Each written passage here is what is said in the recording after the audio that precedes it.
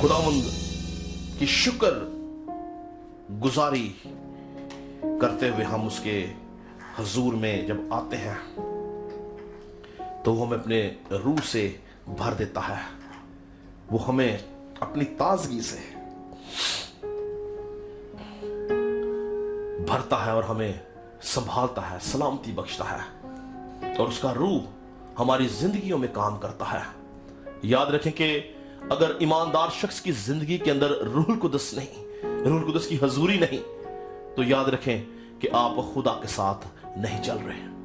हमें हर लम्हा, हर घड़ी, हर वक्त रूहुल कुदस की हजूरी में रहना जरूरी है। रूहुल कुदस का हमारे अंदर होना जरूरी है, तभी हम खुदा यीशु मसीह को और उसकी बातों को सुन सकते, समझ सकते और उसको अमल में लेके आ सकते हैं। आज का जो मेरा उन्वान, जो मेरा टॉपिक, वो भी यही है कि हम किस तरह से रूहानी जंग कर सकते हैं। रूहानी जंग क्या है और किस तरह से एक ईमानदार शख्स अपनी जिंदगी के अंदर रूहानी जंग कर सकता है। आज हम मुख्तसर तौर पर कलाम मुकद्दस में से रूहानी जंग के बारे में सीखेंगे।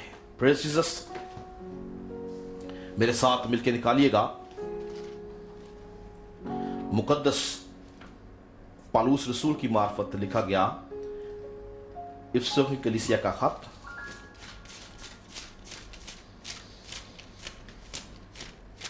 इफिसियों का खत और उसका 6 बाब और उसकी 10, 11, 12 और 13 आयत। हम ये 3 आयात कलाम मुकद्दस में से पढ़ेंगे।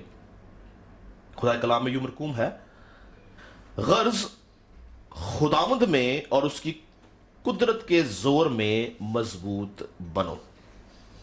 खुदा के सब हथियार बांध लो ताकि तुम अबलीस के मंसूबों के मुकाबला में कायम रह सको, क्योंकि हमें खून और गोश्त से कुश्ती नहीं करना, बल्कि हुकूमत वालों और इख्तियार वालों और इस दुनिया की तारीकी के हाकिमों और शरारत की उन रूहानी फौजों से जो आसमानी मकामों में हैं।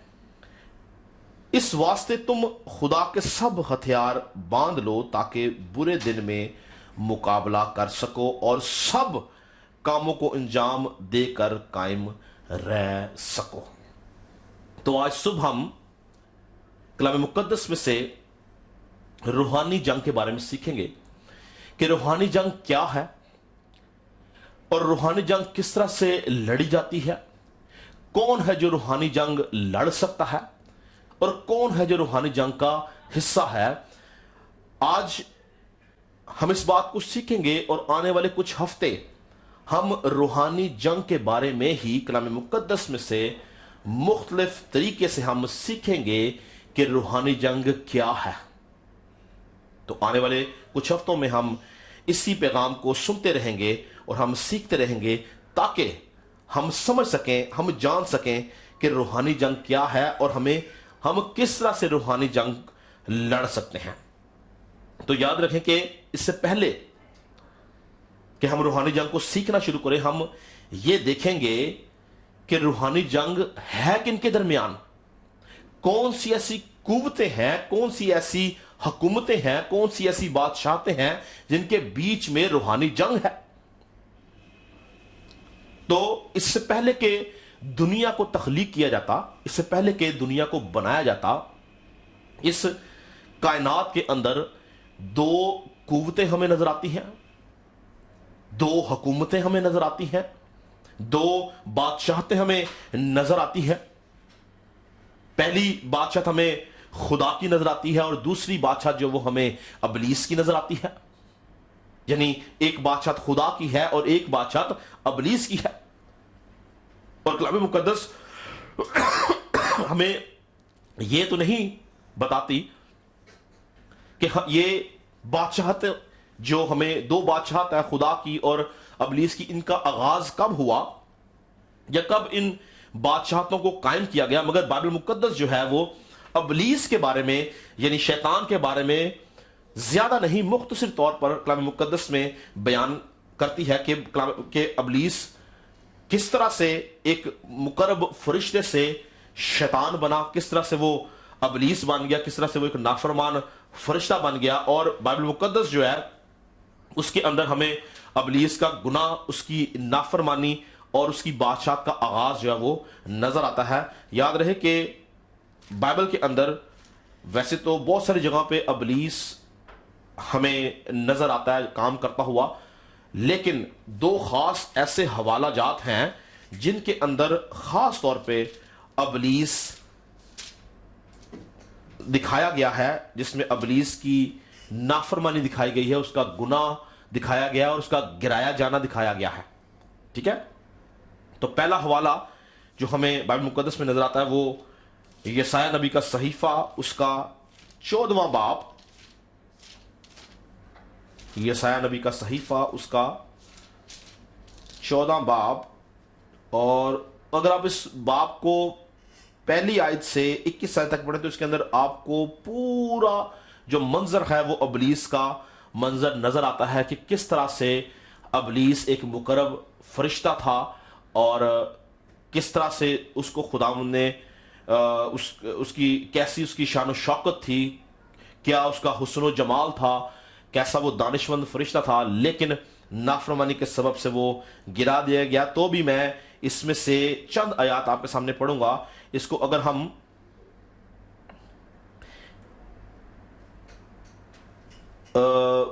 چودہ باب کی میں 12ویں آیت سے پڑھوں گا، آپ کے سامنے غور سنیے گا. آئے صبح کے روشن ستارے تو کیوں کر آسمان پر سے گر پڑا، آئے قوموں کو پست کرنے والے تو کیوں کر زمین پر پٹکا گیا. تو اپنے دل میں کہتا تھا میں آسمان پر چڑھ جاؤں گا، میں اپنے تخت کو خدا کے ستاروں سے بھی اونچا کروں گا، اور میں شمالی اطراف میں جماعت کے پہاڑ پر بیٹھوں گا، میں بادلوں سے بھی اوپر چڑھ جاؤں گا، میں خدا تعالیٰ کی مانند ہوں گا، لیکن تو پتال میں گڑے کی تہ میں اتارا جائے گا.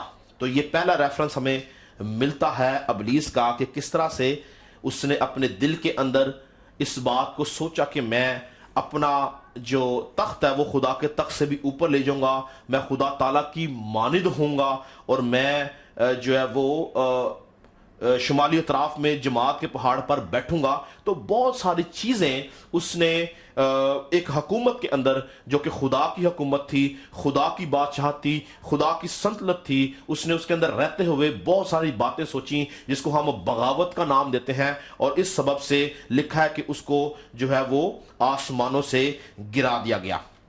اور دوسرا حوالہ جو ہمیں لوسیفر جو کہ مقرب فرشتہ تھا، ابلیس جس کو ہم کہتے ہیں، شیطان کہتے ہیں ہم جس کو، اس کا دوسرا ریفرنس ہمیں ملتا ہے حزقیل کی کتاب، اس کا 28 باب.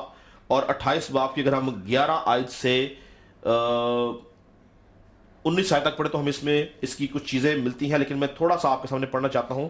28 باب کی 11 آیت میں لکھا ہے، اور خدا کا کلام مجھ پر نازل ہوا کہ آئے آدم ذات سور کے بادشاہ پر یہ نوحہ کر اور اس سے کہہ خداوند خدا یوں فرماتا ہے، تو خاتم الکمال، دانش سے معمور اور حسن میں کامل ہے، تو عدن میں باغ خدا میں رہا کرتا تھا، ہر ایک قیمتی پتھر تیری پوشش کے لیے تھا، مثال یاقوت سرخ اور پکھراج اور الماس اور فیروزہ اور سنگ سلیمانی اور زبرجد اور نیلم اور زمرد اور گوہر شب چراغ، اور سونے سے تجھ میں خاتم سازی اور نگینہ بندی کی سنت تیری پیدائش ہی کے روز سے جاری رہی.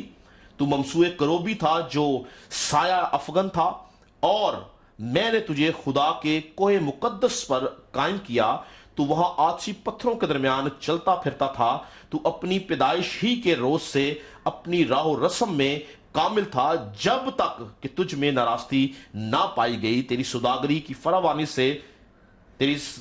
فراوانی کے سبب سے انہوں نے تجھ میں ظلم بھی بھر دیا، اور تو نے گناہ کیا، اس لیے میں نے تجھ کو خدا کے پہاڑ پر سے گندگی کی طرف پھینک دیا اور تجھ سایہ افغن کروبی کو آتشی پتھروں کے درمیان سے فنا کر دیا. تیرا دل تیرے حسن پر گمنڈ کرتا تھا, تو نے اپنے جمال کے سبب سے اپنی حکمت کھو دی.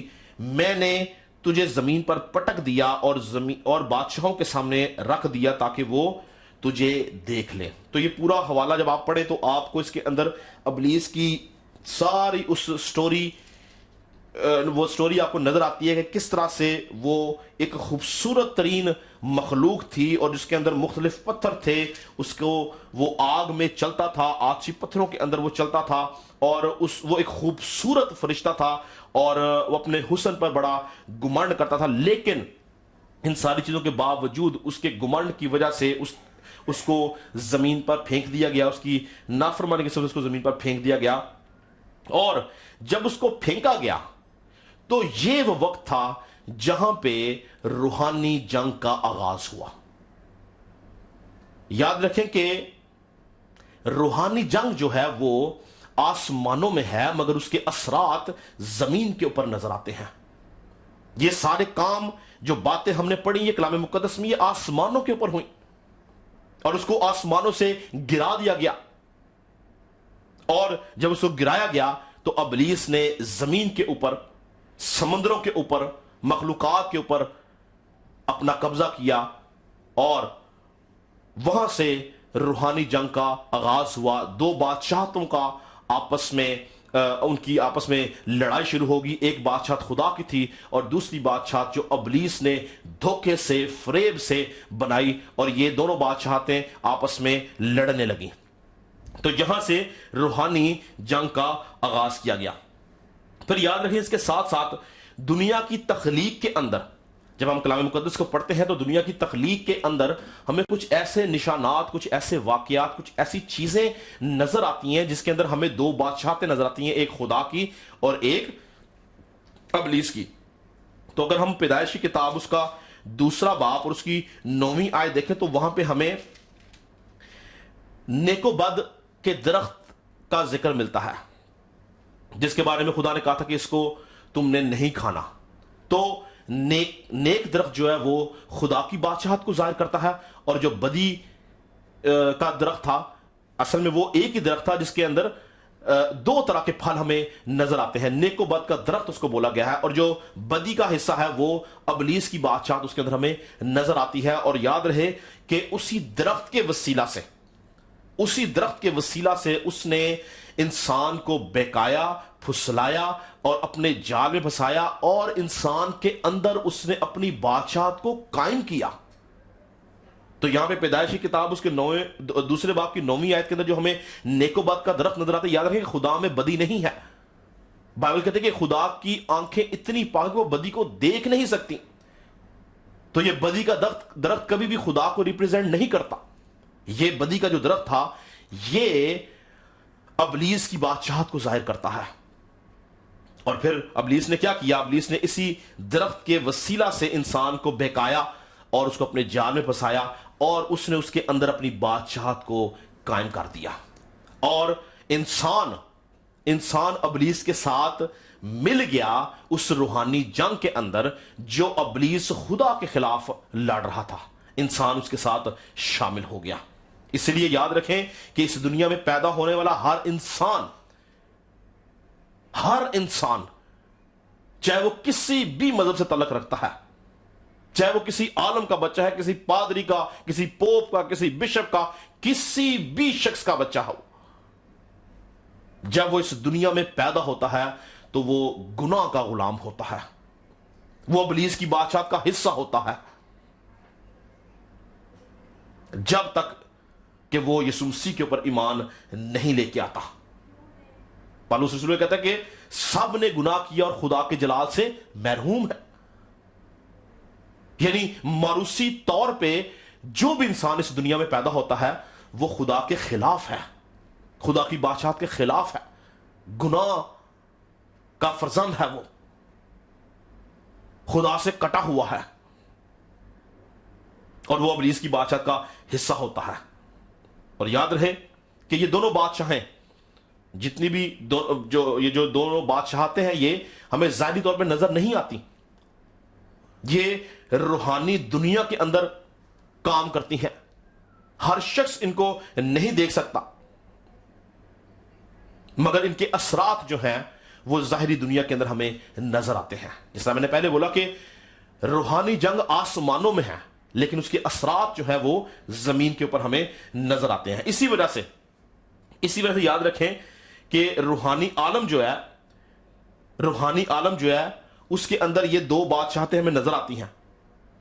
اور جو لوگ خدا کی بادشاہت کا حصہ ہیں ان کی لڑائی ابلیس کے ساتھ ہے، اور جو ابلیس کی بادشاہت کا حصہ ہے ان کی لڑائی خدا کے ساتھ ہے.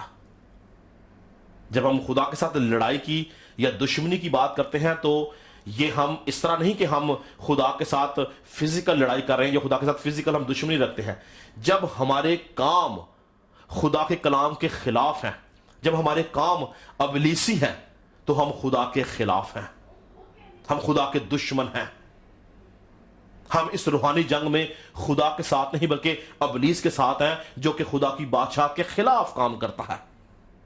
اس لیے کیا لکھا کہ جو روحانی ہے وہ روحانی باتوں کے خیال میں رہتے ہیں، جو جسمانی ہے وہ جسمانی باتوں کے خیال میں. اور ایک جگہ پہ لکھا ہے کہ روح جسم کے خلاف خواہش کرتا ہے اور جسم روح کے خلاف، اور یہ دونوں ایک دوسرے کے مخالف ہیں. یعنی یہ دونوں قوتیں ایک دوسرے کے خلاف ہیں، ایک دوسرے کے خلاف کام کرتی ہیں. تو آج ہم نے دیکھنا یہ ہے کہ روحانی جنگ ہے کیا ہے، اور روحانی جنگ میں کس طرح سے لڑ سکتے ہیں. ایک ایماندار شخص جو ہے وہ کس طرح سے روحانی جنگ لڑ سکتا ہے، اس کے لیے روحانی جنگ کیا معنی رکھتی ہے. تو یاد رکھیں کہ بہت سارے لوگ جو ہیں وہ یہ سمجھتے ہیں کہ روحانی جنگ لڑنے کے لیے آپ کو کوئی شاید چلا کاٹنا پڑے گا، یا آپ کو بہت زیادہ روحانی ہونا پڑے گا، آپ کو ہر وقت دعا میں رہنا پڑے گا، آپ کو بہت روزے رکھنے پڑیں گے. ہاں، اس میں کوئی شک نہیں، یہ تمام کی تمام باتیں روحانی جنگ کا حصہ ہیں. مگر تو بھی روحانی جنگ کے لڑنے کے اور بھی بہت سے طریقہ کار ہیں جو ہم سیکھیں گے آنے والے وقت میں. آنے والے ہفتوں میں ہم دیکھیں گے کہ ہم کن کن باتوں سے، کن کن کاموں سے ہم روحانی جنگ لڑتے ہیں.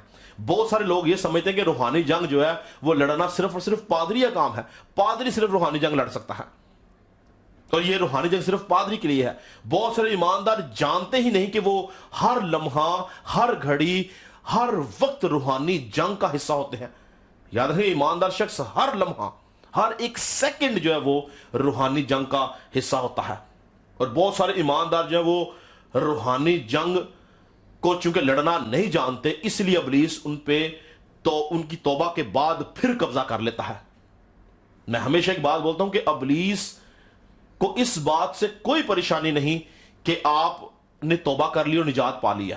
یہ اس کے لیے ایک نارمل چیز ہے. دن میں، ہفتے میں، مہینے میں، سال میں ہزاروں، لاکھوں، کروڑوں لوگ توبہ کرتے ہیں، نجات میں داخل ہوتے ہیں. لیکن ابلیس اس شخص سے ڈرتا، کانپتا اور گھبراتا ہے جو اس توبہ کے اوپر، اس نجات کے اوپر قائم رہتا ہے اور خدا کا وفادار سپاہی بن کے ابلیس کے خلاف جنگ لڑتا ہے.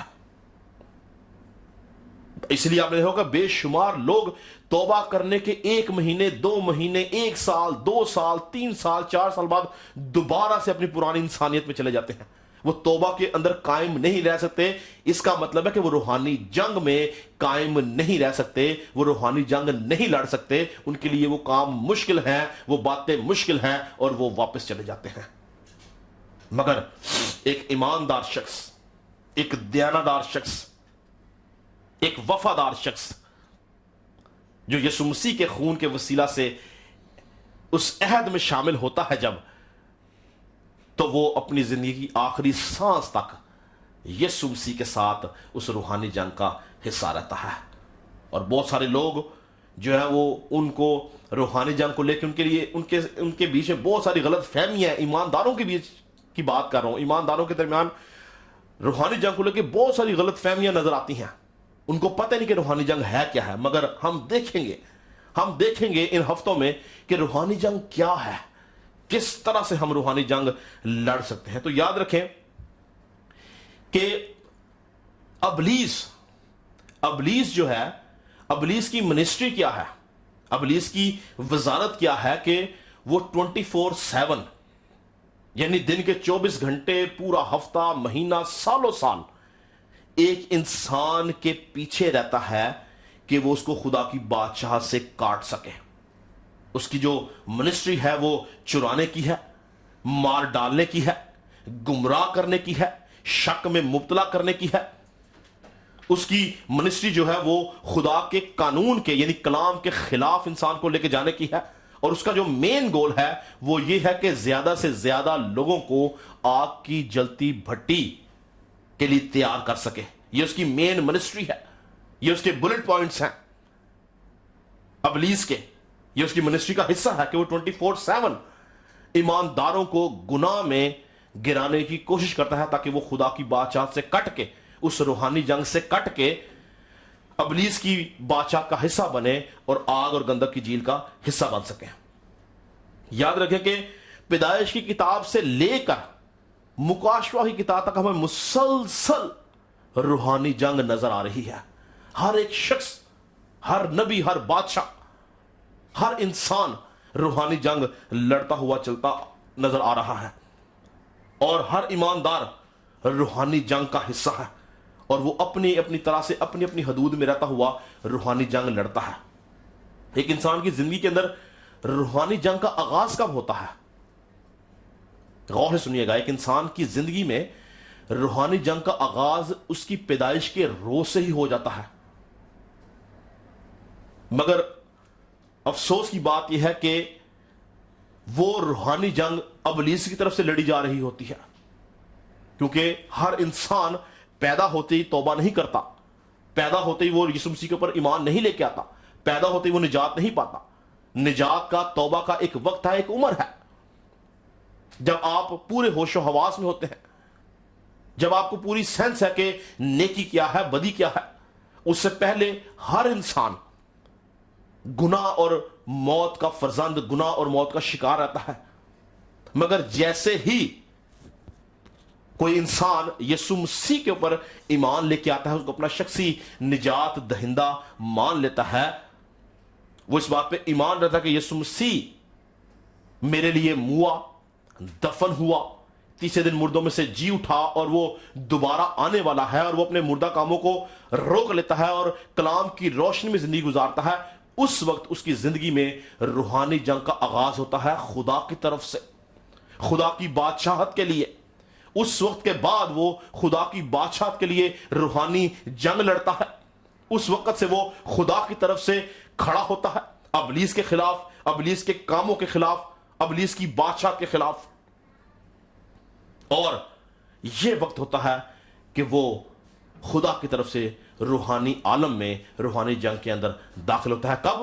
جب کوئی شخص، اس کا تعلق کسی بھی مذہب سے ہو، جب وہ یسوع مسیح کے اوپر ایمان لے کے آتا ہے، اس کو اپنا شخصی نجات دہندہ مان لیتا ہے، تو اس کی زندگی کے اندر روحانی جنگ کا آغاز ہوتا ہے. وہ خدا کا سپاہی بن جاتا ہے، وہ خدا کی فوج کا حصہ بن جاتا ہے، وہ اس جنگ کا حصہ بن جاتا ہے جو خدا کی طرف سے لڑی جا رہی ہے.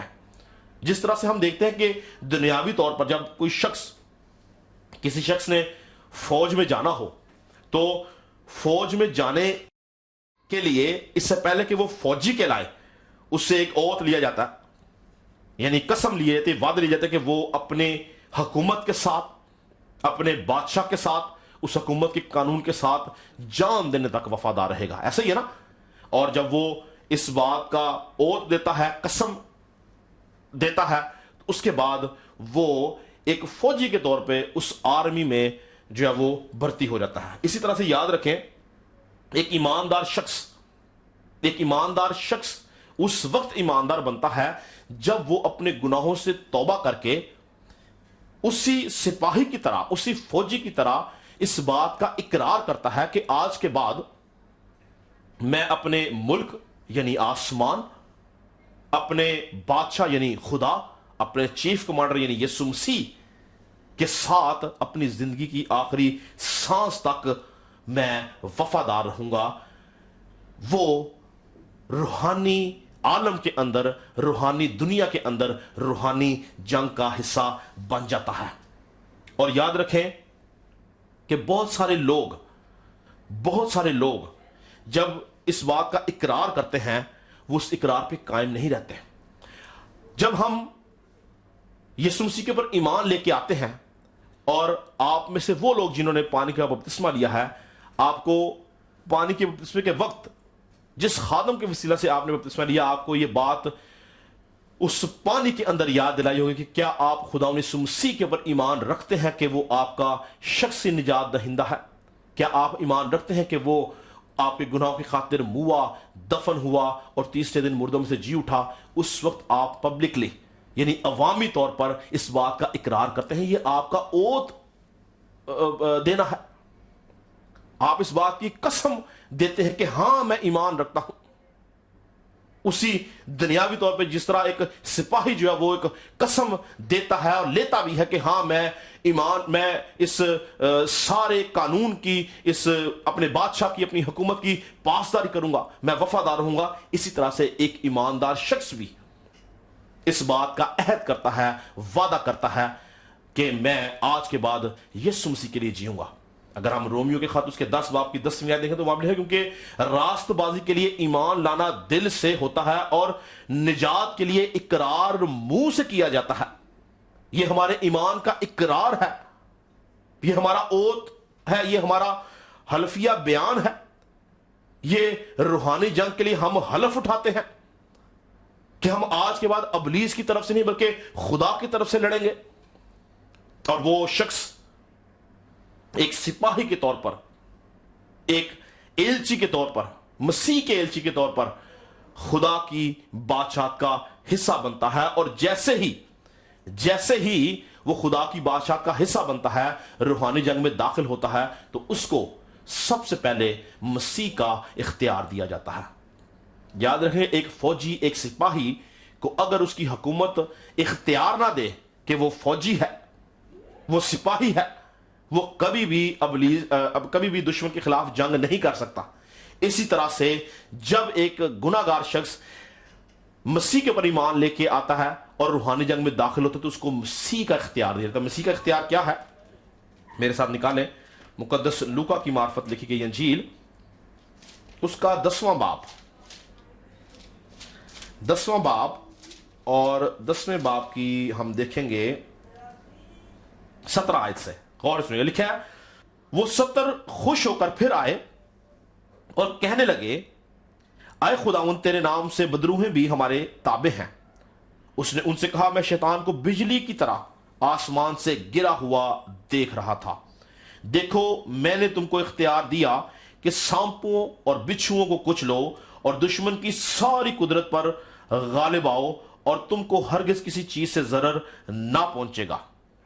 تو یہ تھا یسوع مسیح کا اپنے شاگردوں کو اختیار دینا۔ اگر آپ لوکا کی انجیل اس کے 10ویں باب کی پہلی، بلکہ 10ویں نہیں، آپ اس کے 9ویں باب کی پہلی آیت اور متی کی انجیل 10ویں باب کی پہلی آیت آپ دیکھیں تو وہاں پہ بھی ہم دیکھتے ہیں کہ یسوع مسیح نے اپنے شاگردوں کو جو ہے وہ اختیار دیا۔ تو یاد رکھیں کہ جب تک یسوع مسیح کا اختیار ہمارے پاس نہیں ہے، ہم روحانی جنگ نہیں لڑ سکتے ہیں۔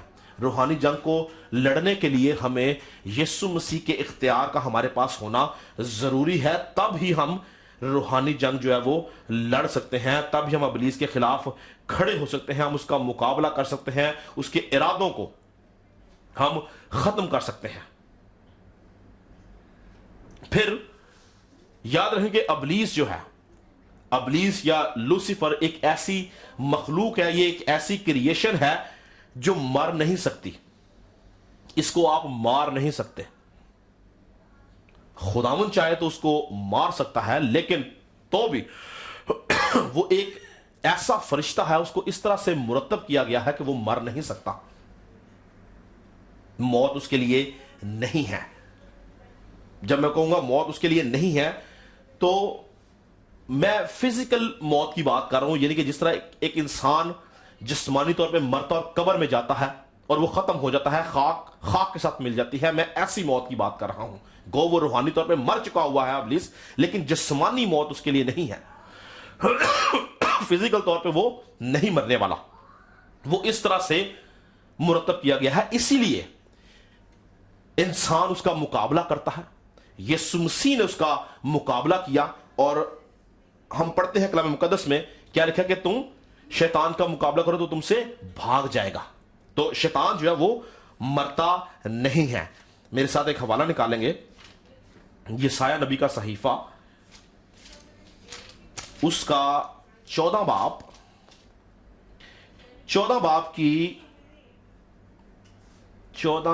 کی 20 آیت میں پڑھوں گا، غور سنیے گا. لکھا ہے، یہ ابلیس کے بارے میں کہا جا رہا ہے. ابھی ہم نے 14 باب کی ہی 12 سے 14 آیت پڑھی تھی. ابھی میں اسی باب کی جو ہے وہ 20 آیت پڑھ رہا ہوں جو ابلیس کے بارے میں، یہ اسی کا تسلسل ہے. کیا لکھا ہوا ہے؟ تو ان کے ساتھ کبھی قبر میں دفن نہ کیا جائے گا، کیونکہ تو نے اپنی مملکت کو ویران کیا اور اپنی رعایت کو قتل کیا. بدکاروں کی نسل کا نام باقی نہ رہے گا. یہاں تک کہ اگر ہم دیکھیں کہ روز عدالت کے دن جب خدا ابدی عدالت کے لیے آئے گا، جب خدا اس دنیا کو، آسمان کو، زمین کو، ان کی عدالت کے لیے آئے گا، انسان کی عدالت کے لیے آئے گا اور ابلیس کی عدالت کی جائے گی، تو اس وقت بھی خدا جو ہے وہ ابلیس کو مارے گا نہیں. کیونکہ ابلیس، میں نے بتایا کہ ایک ایسا فرشتہ ہے، ایک ایسی کریشن ہے جو مر نہیں سکتی، لیکن اس کے لیے ابدی سزا اور ابدی عذاب کو قائم کیا گیا ہے. وہ مرے گا نہیں بلکہ ہمیشہ سزا میں رہے گا اور ابدی عذاب میں رہے گا. اگر آپ میرے ساتھ نکالیں مکاشفہ کی کتاب، اس کا 20 باب، مکاشفہ کی کتاب اس کا 20 باب اور اس کی 10ویں آیت ہم پڑھیں گے. غور سے سنیے گا. لکھا ہے، اور ان کا گمراہ کرنے والا ابلیس آگ اور گندک کی اس جھیل میں ڈالا جائے گا جہاں وہ حیوان اور جھوٹا نبی بھی ہوگا، اور وہ رات دن ابدالآباد عذاب میں رہیں گے. تو یہاں پہ کلام کے یہ 2 حصے ہمیں بتاتے ہیں کہ ابلیس جو ہے وہ مرے گا نہیں. جسمانی طور پر ابلیس نہیں مرے گا، بلکہ اس کے لیے ابدی عذاب کو، ابدی سزا کو قائم کر دیا گیا تاکہ وہ ہمیشہ کے لیے عذاب میں رہے اور ہمیشہ کے لیے وہ سزا کا حصہ بنا رہے. تو یاد رکھیں کہ جب ہم روحانی جنگ کر رہے ہیں یا ہم خدا کے سپہ سالار ہیں، تو ہمیں اس بات کو ذہن میں رکھنا کہ ابلیس کو ہلاک نہیں کیا جا سکتا. ہاں، ابلیس کی پلاننگ کو، اس کے منصوبوں کو، اس کے ارادوں کو، اس کے تیروں کو ہمیں سمجھ کے اس کے منصوبوں کو فیل کرنے کی ضرورت ہے. اس کے منصوبوں میں کامیاب نہیں ہونے دینا. اس کا مطلب ہے کہ آپ روحانی جنگ لڑ رہے ہیں. ابلیس جو منصوبہ آپ کی زندگی میں رکھتا ہے، ابلیس جو تیر آپ کی زندگی میں چلاتا ہے، چاہے وہ تیر آپ کی ازدواجی زندگی کے اندر ہے، چاہے وہ تیر آپ کی اولاد کے اندر ہے، چاہے وہ تیر آپ کے خاندان کے اندر ہے، چاہے وہ منصوبہ آپ کے روزگار کے خلاف ہے، چاہے وہ منصوبہ آپ کے جسم میں بیماری کے طور پہ ہے، چاہے وہ منصوبہ کسی بھی طور سے ہے، آپ جب اس منصوبے کو سمجھ جاتے ہیں اور ابلیس کو اس کے منصوبے میں فیل کرتے ہیں، اس کا مطلب ہے کہ آپ ٹھیک طریقے سے روحانی جنگ لڑ رہے ہیں. آپ خدا کی طرف سے روحانی جنگ لڑ رہے ہیں. کیونکہ یاد رکھیں، بائبل یہ کہتی ہے کہ یہ جنگ یہوہ کی ہے اور وہی ہمارے لیے لڑتا ہے، وہ ہمیں لیڈ کرتا ہے. ہم صرف اس کی سپورٹ کے اندر ہم اس کے ساتھ کھڑے ہوئے ہیں ابلیس کے خلاف. تو یاد رہے کہ ہم ابلیس کو کسی بھی طرح سے مار نہیں سکتے. وہ مرتا نہیں ہے، بلکہ ہمیں اس کے منصوبوں کو سمجھ کے اس کو فیل کرنا ہے. تب بھی ہم روحانی جنگ کو ٹھیک طرح سے لڑ رہے ہیں یا ہم اس کا حصہ ہیں. پر پالوس ہماری مرکزی آیات میں ہم نے کیا پڑھا؟ پالوس کیا کہتا ہے؟ پالوس کیا کہتا ہے؟ غرض خدا میں اور اس کی قدرت کے زور میں مضبوط بنو. غرض خدا میں اور اس کی قدرت کے زور میں مضبوط بنو. یہاں پہ قدرت جو ہے وہ یسوع مسیح کو بولا گیا ہے. اگر ہم اس کو یوں پڑھیں، غرض خداوند میں اور یسوع مسیح کے زور میں مضبوط بنو، تو بھی ٹھیک ہے. یعنی کلام مقدس کے اندر اس جگہ کے اوپر قدرت جو ہے وہ یسوع مسیح کو بولا گیا ہے. کہ ہمیں یسوع مسیح کے اندر مضبوط ہونا ہے, ہمیں یسوع مسیح کے اندر زور پکڑنا ہے, ہمیں یسوع مسیح کے ساتھ روحانی جنگ میں کھڑے رہنا ہے, ہمیں یسوع مسیح کے ساتھ خدا کی بادشاہ کا حصہ بننا ہے. کیونکہ یاد رہے کلام مقدس کے اندر یسوع مسیح کو خدا کی قدرت بولا گیا ہے. میرے سے اگر ایک حوالہ نکالیں, پہلا کرنتھیوں اس کا پہلا باب, پہلا کرنتھیوں اس کا پہلا باب اور اس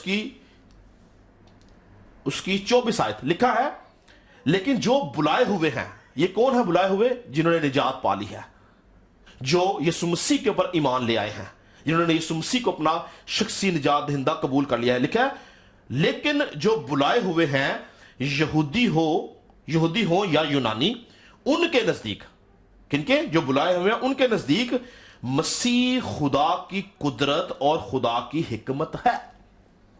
تو پالوس رسول جب یہاں پہ کہتا ہے کہ غرض خداوند کی قدرت کے زور میں, اس کا مطلب ہے کہ غرض خداوند کی یعنی یسوع مسیح کی قدرت کے زور میں بڑھتے چلے جاؤ. ہمیں یسوع مسیح کے کردار میں بڑھتے چلے جانا ہے, ہمیں یسوع مسیح کی صفات میں بڑھتے چلے جانا ہے, ہمیں یسوع مسیح کے کلام کو سن کے بڑھتے چلے جانا ہے, تاکہ ہم اس کے وسیلہ سے مثبت طور پر, ٹھیک طرح سے, اچھے طریقے سے, بہتر طور سے روحانی جنگ کر سکیں. کیونکہ اگر ہم یسوع مسیح کے اندر مضبوط نہیں ہوتے, اگر ہم یسوع مسیح کے زور میں نہیں بڑھتے, یسوع مسیح کا نور ہم پہ نہیں چمکتا, اس کی قدرت, اس کا اختیار ہمارے پاس نہیں ہے, تو ہم کسی بھی طرح سے روحانی جنگ نہیں لڑ سکتے, بلکہ ابلیس ہمیں گرا دیتا ہے. اور اگر ہم اپنی مرکزی آیات کو ہی آگے دیکھیں تو کیا لکھا ہے؟ پالوس کہتا ہے غرض خداوند میں اور اسی قدرت کے زور میں مضبوط بنو, خدا کے سب ہتھیار باندھ لو, تاکہ تم ابلیس کے منصوبوں کے مقابلہ میں قائم رہ سکو. تو یہاں پر یاد رکھیں کہ روحانی جنگ کو لڑنے کے لیے ہمیں دنیا کے ہتھیاروں کی ضرورت نہیں ہے, کیونکہ یہ روحانی جنگ ہے. یہاں پہ ہمیں خدا کے ہتھیار باندھنے کی ضرورت ہے. ابھی ہم نے زبور 91 میں کیا گایا؟ تیرے ہتھیار ہون گے خداوند دی وفاداری, ڈراوے گا نہ دن راتی نہ تینو رات اندھیاری. تو یاد رکھیں کہ خداوند ہماری وفاداری کو, خداوند ہماری دیانتداری کو, خداوند ہماری راست بازی کو ابلیس کے خلاف ہتھیار کے طور پر استعمال کرتا ہے. خداوند ہماری وفاداری کو ابلیس کے خلاف استعمال کرتا ہے. تو ہمیں یہاں پہ دیکھنا ہے کہ وہ کون سے ہتھیار ہیں, وہ کون سی باتیں ہیں جن کو ہمیں اپنی زندگی میں ہتھیار کے طور پر لینا, رکھنا, پورا کرنا, استعمال کرنا ضروری ہے, جس کے وسیلہ سے ہم روحانی جنگ لڑ سکتے ہیں. تو یاد رکھیں کہ اگر ایک سپاہی ہے, وہ سپاہی ہے, وہ فوجی, مگر جب وہ جنگ کے لیے جائے اور اپنی بندوق گھر بھول جائے, تو کیا وہ دشمن کے مقابلے میں کھڑا رہ سکتا؟ کیا لکھا ہے کہ خدا کے سب ہتھیار باندھ لو تاکہ ابلیس کے منصوبہ کے مقابلہ میں قائم رہ سکو. کیا وہ شخص قائم رہ سکتا ہے اگر اس کے پاس بندوق نہیں ہے؟ کیا وہ اپنے دشمن کا محاذ میں مقابلہ کر سکتا ہے اگر اس کے پاس ہتھیار ہی نہیں ہے؟ تو نہیں. اس کا دشمن, اس کا مخالف اس کو پل بھر میں ہلاک کر دے گا, کیونکہ اس کے پاس کسی طرح کا کوئی ہتھیار نہیں ہے. اسی طرح سے اگر آپ روحانی جنگ لڑنا چاہتے ہیں, اگر آپ روحانی جنگ میں رہنا چاہتے ہیں, اگر آپ ابلیس کے خلاف کھڑے رہنا چاہتے ہیں اور چاہتے ہیں کہ آپ ابلیس کے مقابلہ میں قائم رہیں, اس کے منصوبوں کو فیل کرنے میں قائم رہیں, اس کے ارادوں کو ختم کرنے میں قائم رہیں, تو ہمیں خدا کے ہتھیار باندھنے کی ضرورت ہے. اور خدا کے ہتھیار ہے کیا؟ بائبل مقدس جو ہے ہمیں خدا کے 6 ہتھیاروں کے بارے میں بتاتی ہے. اور اسی حوالے کے اندر جو ہمارا مرکزی حوالہ ہے, اگر ہم اس کو افسیوں 6 باب کو اگر ہم 14ویں آیت سے پڑھیں تو لکھا ہے, پس سچائی سے اپنی کمر کس کر اور راست بازی کا بختر لگا کر اور پاؤں میں صلح کی خوشخبری کی تیاری کے جوتے پہن کر اور ان سب کے ساتھ ایمان کی سپ پر لگا کر قائم رہو، جس سے تم اس شریر کے سب جلتے ہوئے تیروں کو بجھا سکو، اور نجات کا خود اور روح کی تلوار جو خدا کا کلام ہے لے لو، اور ہر وقت اور ہر طرح سے روح میں دعا اور منت کرتے رہو، اور اس غرض سے جاگتے رہو کہ سب مقدسوں کے واسطے بلا ناغہ دعا کیا کرو۔ تو یاد رکھیں کہ یہاں پہ ہمیں 6 ہتھیار بتائے گئے ہیں۔ پہلا ہتھیار کیا ہے؟ سچائی۔ دوسرا ہتھیار کیا ہے؟ راست بازی۔ تیسرا ہتھیار کیا ہے؟ صلح۔ چوتھا ہتھیار کیا ہے؟ ایمان۔ اور پانچواں ہتھیار کیا ہے؟ نجات کا خود۔ اور چھٹا ہتھیار کیا ہے؟ روح کی تلوار یعنی خدا کا کلام۔ تو اگر یہ 6 ہتھیار آپ کے پاس نہیں ہیں تو آپ کسی بھی طرح سے یاد رکھیں کہ آپ روحانی جنگ نہیں لڑ سکتے۔ جیسا میں نے آپ کو سمجھایا ابھی کہ ایک سپاہی اگر دنیاوی طور پہ جاتا ہے اور اس کے پاس بندوق یا کوئی اسلحہ جو ہتھیار نہیں ہے تو وہ کبھی بھی اپنے دشمن کے مقابلہ میں کھڑا نہیں رہ سکے گا، اس کا دشمن اس کو پل بھر میں مار دے گا۔ اسی طرح سے اگر آپ چاہتے ہیں کہ آپ روحانی جنگ کا حصہ بنیں اور آپ روحانی جنگ اچھے طور سے لڑیں اور ابلیس کا مقابلہ کریں تو ہمیں ہماری زندگی میں ان 6 ہتھیاروں کا ہونا ضروری ہے، جس میں سچائی ہے، راست بازی ہے، صلح ہے، ایمان ہے، نجات کا خود ہے، روح کی تلوار یعنی خدا کا کلام ہے۔ یاد رہے کہ یہ 6 کے 6 ہتھیار جو ہیں، یہ 6 کے 6 ہتھیار جو ہیں یہ ایک دوسرے سے جڑے ہوئے ہیں، اور ان 6 کے 6 ہتھیاروں میں سے کوئی ایک ہتھیار بھی اگر آپ کے پاس نہیں ہے تو آپ روحانی جنگ نہیں لڑ سکتے۔ مثال کے طور پر ایک شخص جو ہے وہ بہت سچا ہے، وہ جھوٹ نہیں بولتا، راست باز ہے، وہ صلح پسند کرتا ہے، صلح صفائی رکھتا ہے، ایمان پہ بھی قائم ہے، نجات بھی اس نے پائی ہوئی ہے، مگر اس کے پاس روح کی تلوار نہیں، یعنی وہ کلام کو نہیں جانتا، تو وہ کبھی ابلیس کا، دشمن کا مقابلہ نہیں کر سکتا، کیونکہ یہ 6 کے 6 ہتھیار ایک پیکج کے طور پر آپ کی زندگی میں کام کرتے ہیں۔ ان میں سے کوئی ایک چیز اگر آپ نکال دیں، فار ایگزامپل ایک شخص کے پاس روح کی تلوار ہے، یعنی وہ کلام سے بھرا ہوا ہے، کلام کو جانتا ہے، کلام کے ایک ایک لفظ کو وہ جانتا ہے، ایماندار بھی ہے، وہ اس نے نجات بھی پا لی ہے، صلح بھی پسند کرتا ہے وہ، مگر اس کی زندگی میں سچائی نہیں، وہ جھوٹا ہے، تو کیا وہ ابلیس کا مقابلہ کر سکے گا؟ کبھی نہیں۔ اس لیے یاد رکھیں کہ یہ 6 کے 6 ہتھیار ایک دوسرے کے ساتھ بیک ٹو بیک جڑے ہوئے ہیں۔ ان میں سے کسی ایک ہتھیار کو آپ علیحدہ کر کے اگر آپ بولیں کہ آپ روحانی جنگ لڑ لیں گے، آپ نہیں لڑ سکتے۔ ان 6 کے 6 ہتھیاروں کا آپ کی زندگی کے اندر ہونا ضروری ہے، اور پھر ہی آپ روحانی طور پر جنگ لڑ سکتے ہیں۔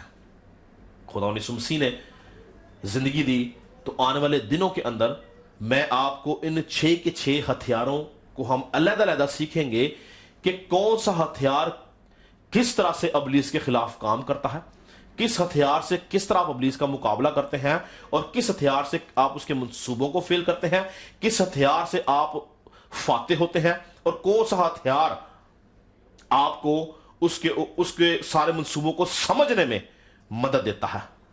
ہم آنے والے دنوں میں یہ بھی سیکھیں گے، اور اس کے ساتھ ایک اور خاص چیز جو ہم سیکھیں گے کہ ابلیس جو ہے، لوسیفر جو کہ شیطان ہے، جس کو ہم شیطان بولتے ہیں، ابلیس بولتے ہیں، جو کہ ایک مقرب فرشتہ تھا، اس کی جو بادشاہت ہے، اس کی جو حکومت ہے، اس کے لیول کیا ہیں، اس کے لیول کیا ہیں، کن کن سطحوں کے اوپر وہ حکومت کرتا ہے، کس طرح سے وہ حکومت کرتا ہے۔ اور میں آپ کو بتاتا چلوں کہ ابلیس جو ہے وہ اس دنیا میں 4 مختلف لیول کے اوپر، 4 مختلف سطحوں کے اوپر وہ حکومت کرتا ہے، جس طرح ہم نے پڑھا، یہاں پہ ہم اپنے مرکزی حوالے کو پڑھ رہے ہیں، میں دوبارہ پڑھوں گا، افسیوں 6 اس کی 10ویں آیت سے پڑھوں گا۔ لکھا ہے، غرض خداوند میں اور اس کی قدرت کے زور میں مضبوط بنو، اور خدا کے سب ہتھیار باندھ لو، تاکہ تم ابلیس کے منصوبہ کے مقابلہ میں قائم رہ سکو، کیونکہ ہمیں خون اور گوشت سے کشتی نہیں کرنا، بلکہ غور سنیے گا، بلکہ حکومت والوں، پہلا لیول، پہلا درجہ، پہلی سطح اختیار والوں، دوسرا لیول دنیا کی تاریخی کے حاکموں، تیسرا لیول شرارتی کی ان روحانی فوجوں سے جو آسمانی مقاموں میں ہے، چوتھا لیول۔ تو یہ 4 لیول ہیں ابلیس کی کنگڈم کے، ابلیس کی بادشاہت کے، جہاں سے وہ پوری دنیا کو، پورے سسٹم کو، پورے نظام کو کنٹرول کرتا ہے۔ ان 4 لیولز کو ہم سمجھیں گے کہ کس طرح سے ہم ان 4 لیولز کو سمجھ کے ابلیس کا مقابلہ کر سکتے ہیں، اور ہم ابلیس کے منصوبوں کے اوپر فتح پا سکتے ہیں، ہم کس طرح سے اس کے منصوبوں میں فیل کر سکتے ہیں۔ اور ان سب باتوں کے ساتھ ایک خاص بات جو ہم سیکھیں گے، جو پالوس رسول کولسیوں کے خط اس کے دوسرے باب کی 15ویں آیت میں کہتا ہے کہ اس نے، یعنی خدا یسوع مسیح نے ساری حکومت والوں کو، اختیار والوں کو اپنے اوپر سے اتار کر ان کا برملا تماشا بنایا، اور صلیب کے سبب سے ان کے اوپر صلیب کے سبب سے ان پر فتح یابی کا شادیانہ بجایا۔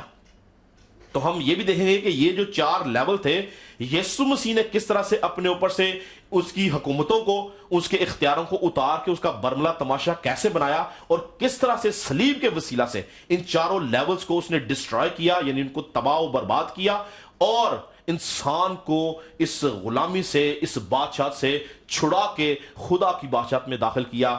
آنے والے ہفتوں میں ہم ان تمام چیزوں کے بارے میں سیکھیں گے، اور میں ایمان رکھتا ہوں کہ اگر آپ ان سارے میسیجز کو غور سے سنیں گے، سمجھیں گے اور اپنے دل میں جگہ دیں گے، تو آپ سمجھ جائیں گے کہ آپ نے روحانی جنگ کس طرح سے لڑنی ہے، اور کس طرح سے آپ کلام مقدس کی روشنی میں خدا کے سچے سپاہی بن سکتے ہیں، کس طرح سے کلام مقدس کی روشنی میں آپ اس کے اچھے ایلچی بن سکتے ہیں، کس طرح سے آپ اس کے وفادار سپاہی بن سکتے ہیں، اور کس طرح سے آپ خدا کی بادشاہت میں داخل ہو سکتے ہیں۔ خدا سب کو برکت دے۔ میں آپ کے لیے دعا کروں گا۔ ہاللیلویہ۔ خدا ہمارے آسمانی باپ، ہم تیرا شکر کرتے ہیں اس وقت کے لیے، ان خوبصورت گھڑیوں کے لیے، کلام کے ان بھیدوں اور ان مکاشفات کے لیے جو تو روح القدس کی وساست سے یسوع مسیح کی عقل کی بدولت ایمانداروں کے اوپر عیاں کرتا ہے، ایمانداروں کے اوپر ظاہر کرتا ہے، تاکہ وہ کلام کی روشنی میں سمجھ سکیں، سیکھ سکیں کہ انہوں نے کس طرح سے ابلیس کا مقابلہ کرنا ہے، انہوں نے کس طرح سے ابلیس کو شکست دینی ہے، انہوں نے کس طرح سے ابلیس کے منصوبوں کو فیل کرنا ہے، اور تیری بادشاہت کا جھنڈا لہرانا ہے، تیری بادشاہت کی وسعت کے لیے کام کرنا ہے، تیری بادشاہت میں بڑھتے چلے جانا ہے، اور ابلیس کی بادشاہت کو تباہ و برباد کرنا ہے۔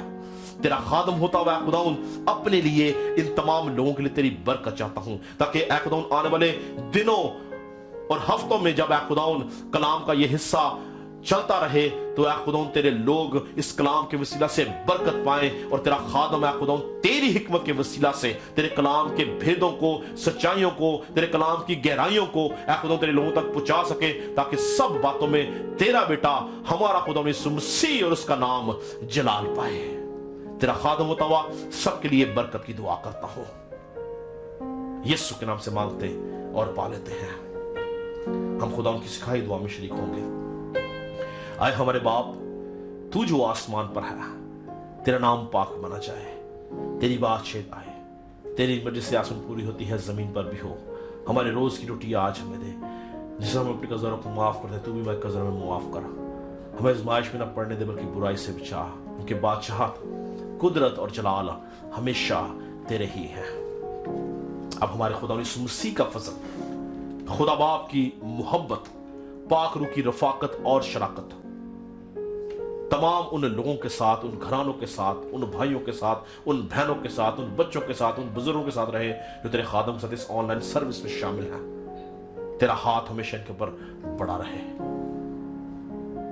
Praise Jesus۔ Thank you very much جی۔ خداوند آپ کو برکت دے، اور آپ ہمارے ساتھ اسی طرح سے جڑے رہیں۔ ہمارا official page universal gospel assemblies کے نام سے فیس بک کے اوپر ہے، آپ اس کو لائک کر سکتے ہیں۔ آپ میرا جو چینل ہے یونیورسل گاسپل اسمبلیز کا چینل بھی ہے، اور میرا پرسنل چینل بھی ہے ٹیموتھی جوزف، پاسٹر ٹیموتھی جوزف۔